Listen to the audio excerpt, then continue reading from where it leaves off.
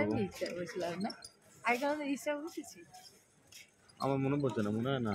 আমার মনে হচ্ছে না। দুধ দিয়ে গেছে কমপ্লেক্সের জন্য, কিন্তু বলছে কমপ্লেক্সটা বাড়ি নিয়ে যাবো, খাবো না এখন। কি বলছে? কমপ্লেক্সটা বাড়ি নিয়ে যাবো, দুধের মধ্যে না এই চিনিটা দিয়েছি। ভাই চিনিটা কি ফেলে দিলাম? না, গল্পটা ঠিক এইখান থেকে শুরু হয়নি, কিন্তু গল্পটা শুরু হয়েছিল আগের দিন রাত্রেবেলা গঙ্গার পাড়ে বসে চায়ে চুমুক দিতে দিতে। তখনই আমরা ঠিক করেছিলাম পরের দিন ভোরবেলা বেনারসের সবথেকে সুন্দর সকালটি আমরা দেখতে চলেছি। সুবাহে বেনারস দেখতে চলেছি আমরা। আর সেই কথা মতোই গঙ্গার পাড়ে চা শেষ করে আমরা চটজলদি ফিরে গেলাম আমাদের রুমে। ঘড়ির কাঁটা তখন বয়ান দিচ্ছে রাত্রি 12:30।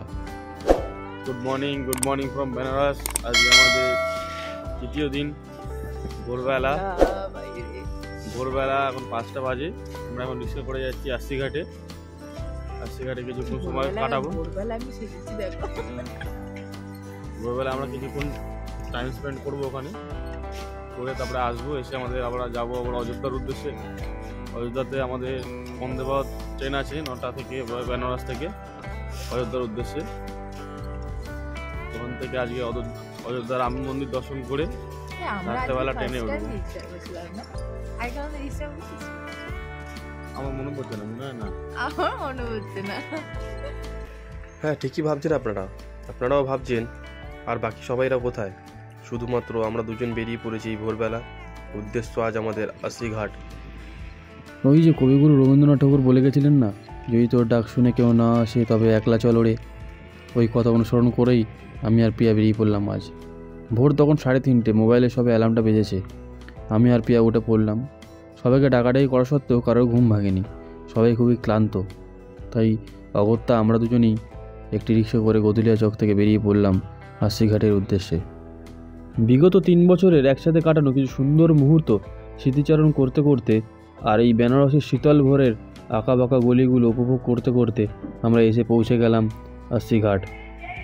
আমরা যখন আজ আশিঘাটে এসে পৌঁছালাম, ভোর তখন বাজে 5:20। বহু দর্শনার্থীর সমাগম হয়েছে এই ঘাটে। তার সাথে সাথে আজকের এই সুবাহে বেনারসের শুভ আরম্ভ হয়ে গেল শঙ্করধ্বনির মাধ্যমে।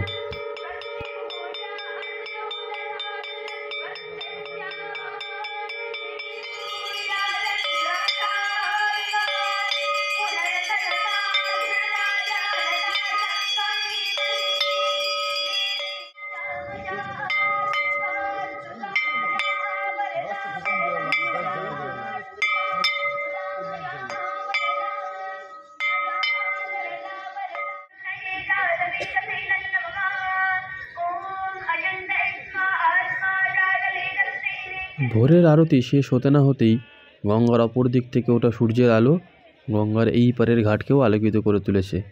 শীতের সকালে গঙ্গার পাড়ে দাঁড়িয়েই দুজনের চায়ে চুমুক দিতে দিতে আমরাও ঘুরে দেখলাম আশিঘাটের আশেপাশে। আপনারা চাইলে এই আশিঘাট থেকেই নৌকা বিহার করতে পারেন। এখানে আপনারা মাথাপিছু 100 টাকার বিনিময়ে বেনারসের প্রত্যেকটি ঘাট ভ্রমণ করতে পারেন। অথবা আপনারা চাইলে কোনো নৌকা রিজার্ভ করেও আশিঘাট থেকে নমঘাট পর্যন্ত প্রত্যেকটি ঘাট দর্শন করতে পারেন নিজেরাই। এখন আমরা আছি আশিঘাটে সবে প্রভাত আরতি শেষ হলো। হওয়ার পরে আমরা একটুখানি গঙ্গার পাড়ে ঘুরছি, চা খেলাম, তারপরে সানরাইজ দেখবো, দেখে চলে যাব। কেমন লাগছে আজকে? কাল রাতে একবার চা খেয়েছি, রাতের গঙ্গা, আবার আজকে ভোরের গঙ্গা দেখছি।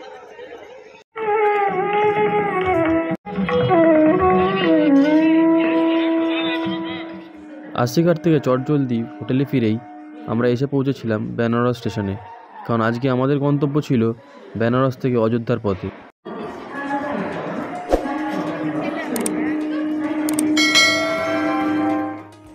এসে পৌঁছে গেল আজকে আমাদের এই সফরের সাথী 22345 পাটনা টু গোমতীনগর বন্দে ভারত এক্সপ্রেস। এই ট্রেনে রয়েছে নর্মাল এসি চেয়ার কার এবং executive class chair car. AC chair কারের ভাড়া 705 টাকা প্রতি ব্যক্তি এবং এক্সিকিউটিভ ক্লাস চেয়ারের ভাড়া এই ট্রেনে 1300 টাকা প্রতি ব্যক্তি। এই ট্রেনটি সপ্তাহের প্রত্যেক দিনই পাটনা স্টেশন থেকে সকাল 6টা নাগাদ ছাড়ে এবং গোমতী স্টেশনে পৌঁছায় দুপুর 2:35 মিনিটে। এই যাত্রাপথে ট্রেনটির 5টি স্টেশনে হল্ট করে।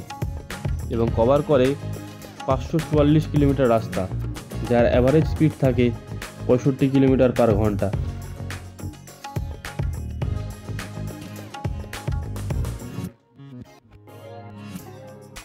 উঠে গেছি বন্দে ভারত ট্রেনে, এক্সিকিউটিভ চেয়ারে বসে আছি। অনেকই কমফোর্টেবল সিট, বড় বড় লাক্সারি। কতক্ষণের জন্য কমফোর্টেবল? 3 ঘন্টা তো জার্নি, 3 ঘন্টা কমফোর্টেবল। 3 ঘন্টা জার্নি। আবার সিটটা ঘোরাতে হয়, আমরা তো জানি না। 360 রোটেট হয় সিটটা। হ্যাঁ, আর আমরা তো জানি কি হলো উল্টো তুমি যেদিকে চাইলে ভিউ দেখতে পাবে। তুমি যদি চাও সোজার দিক দেখবে, সোজা দেখতে পাবে। তুমি যদি চাও পেছনের দেখবে, পেছনে দেখতে পাবে। তো যেরকম ভাবে চাইবে সেরকম ভাবে দেখতে পাবে। 360 ভিউ আছে, 360 ভিউ চেক করতে পারবে। বিগত দিনের বহু ট্রেন জার্নিতে টয়লেটের চরম বাজে অভিজ্ঞতা রয়েছে আমাদের, সেটা নর্মাল স্লিপার ক্লাস হোক বা এসি কোচের টয়লেট। কিন্তু বন্দে ভারতের এই ট্রেনের টয়লেটে ঢুকতে না ঢুকতেই কিছুটা অবাক হয়ে গেলাম। পরিষ্কার পরিচ্ছন্নতা ও আধুনিকতার ছোঁয়ায় মোড়া এই টয়লেটটি এক কথায় দুর্দান্ত।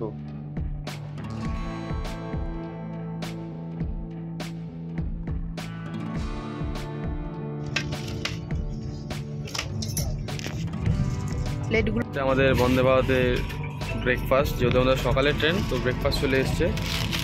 দিয়েছে একটা কর্নফ্লেক্স, একটা কলা, একটা মশলা চায়, একটা দিয়েছে কেক, একটা দেখতে পাচ্ছ তুমি, সবজি আছে, এটা আছে, এটা কিছু রুটি টাইপের আছে, গরম আছে খুব। এটা জুস আছে, ডিনের জন্য এটা দিয়েছে, কেচাপ দিয়েছে, আমুল বাটার দিয়েছে,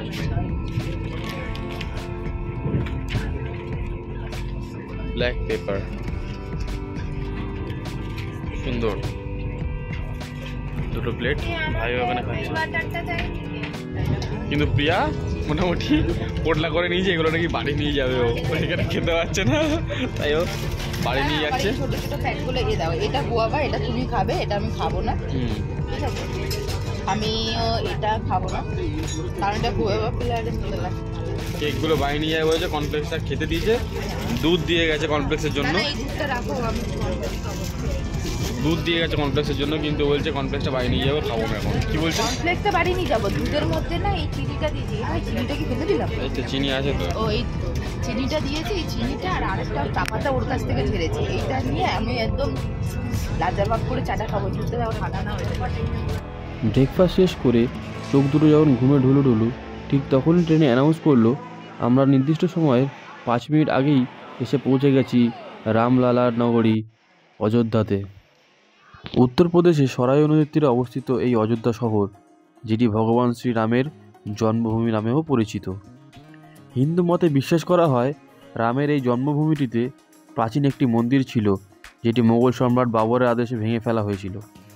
1992 সালে প্রাচীন মন্দিরটি পুনর্নির্মাণের লক্ষ্যে হিন্দু জনতারা বাবরি মসজিদ ভেঙে দিলে 2019-এর অক্টোবর মাসে এই জায়গাটি হিন্দু মন্দির নির্মাণের জন্য ট্রাস্টের কাছে হস্তান্তর করার নির্দেশ দেয় সুপ্রিম কোর্ট। 2020 সালে রাম মন্দিরের কাজ শুরু হয় এবং 2024 সালের 22 জানুয়ারি রাম মন্দিরের শুভ সূচনা করা হয়।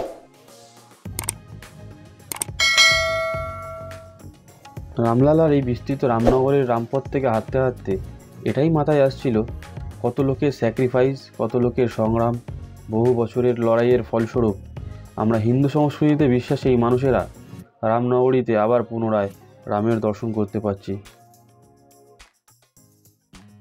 এখন আমরা রাম মন্দির দর্শন করে বেরোলাম, বিকেল 5টা বাজে। কেমন দর্শন করলে আজকে?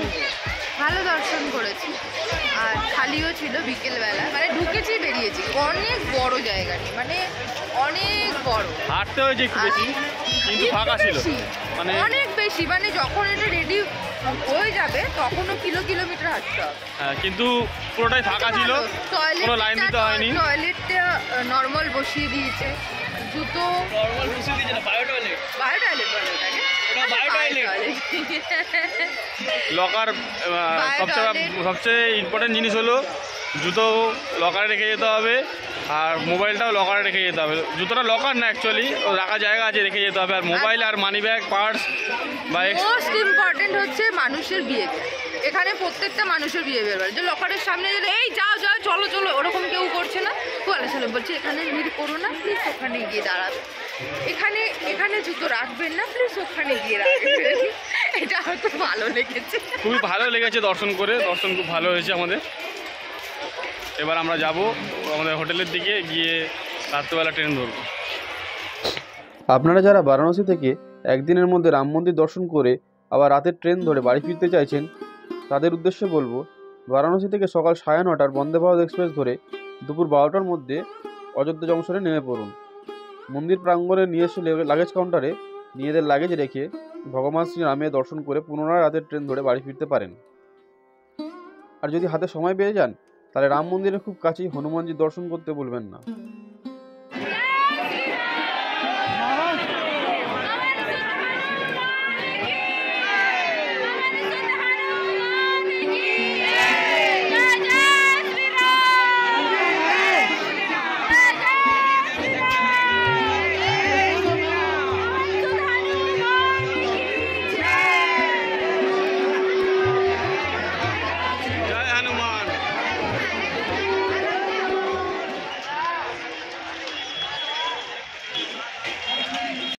চলে এসেছি অযোধ্যা জংশনে, ফেরা ট্রেন।